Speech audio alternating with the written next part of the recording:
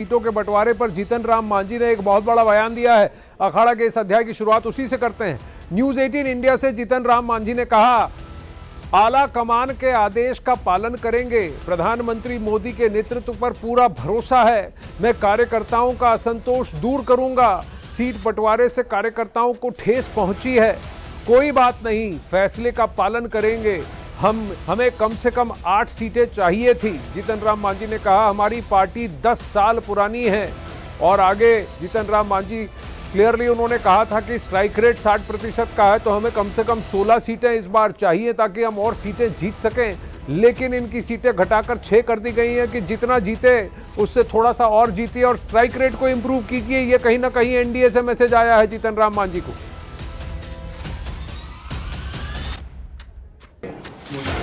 NDA में seat बंटवारे का ऐलान हो गया है। जीतन राम मांझी जी हमारे साथ, हम उनसे बात करते हैं।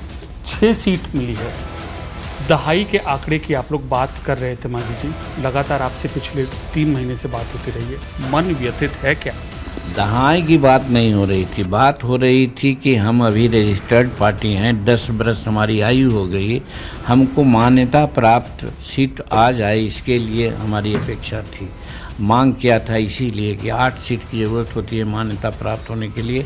हम 15 सीट की मांग की थी, लेकिन एनडीए के लोगों ने तजवीज़ किया कि 6 सीट ही दिया जाए। तो भी जो भी मिला है उससे हम संतुष्ट हैं। हमारे जाति का संस्कार है कि जहाँ हम रहते हैं ईमानदारी से रहते हैं। कमी भी होती है तो कमी में भी जीना सीखा है, अच्छा रहता है तो अच्छा में भी जीना सीखा है। इसलिए हमको कोई मलाल नहीं है। हम नेतृत्व के प्रति आभार व्यक्त करते हैं कि उन्होंने हमको दिया है 6 सीट हम जीता करके लाने का प्रयास करेंगे। दुख या टीस जो आपने कल व्यक्त किया था ट्वीट में भी मांझी जी, और आज सुबह भी ये प्रतिक्रिया आई थी, क्या वह झलक रहा है? कोई दुख नहीं, कहने को तो ठीक ही कहा जाता है जो हम लोग कल हमारे लोग कल कहा था।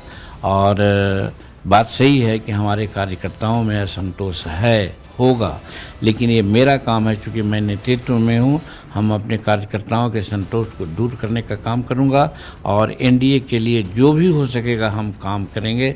और हमारी ज़रूर भरसक प्रयास ही होगा कि आगे के चुनाव में एनडीए की सरकार बिहार में बने। लालू, राबड़ी और तेजस्वी पर आरोप अदालत ने तय कर दिए हैं। इसका चुनाव में क्या प्रभाव पड़ेगा? आप एनडीए के प्रमुख सहयोगियों में से एक हैं। देखिए, समाज के लोग और राजनीति में कम से कम जो अपराध किए हुए हैं, चाहे आर्थिक अपराध हो चाहे क्रिमिनल अपराध हो, वैसे को प्रश्रय नहीं दिया जाना चाहिए। और जब न्यायालय ने किसी के प्रति अपराध सिद्ध कर दिया हो तो इसका निर्णय बिहार की जनता लेगी।